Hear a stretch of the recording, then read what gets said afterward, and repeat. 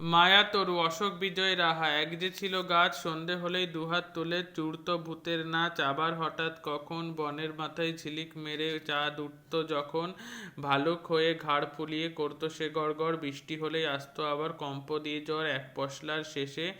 আবার যখন চাঁদ উঠত হেসে, কোথায় বা সেই ভালুক গেল, কোথায় বা সেই গাছ মুকুট হয়ে ঝাঁক বেঁধেছে লক্ষ হীরার মাছ। ভোরবেলাকার আবছায়াতে কাণ্ড হতো কি যে ভেবে পাইনে নিজে। সকাল হলো যেই একটিও মাছ নেই, কেবল দেখি পড়ে আছে ঝিকির মিকির আলোর রূপালি এক ঝালর।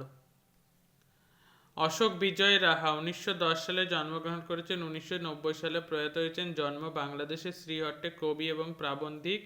রচিত উল্লেখযোগ্য কাব্যগ্রন্থ ভানুমতী মাঠ, রুদ্র বসন্ত, ডিহং নদীর বাঁকে, জলডম্বুর পাহাড়, রক্তসন্ধ্যা, উড়ো চিঠির ঝাঁক, নদী পাহাড়, অরণ্য প্রকৃতি তার কবিতার কেন্দ্রভূমি।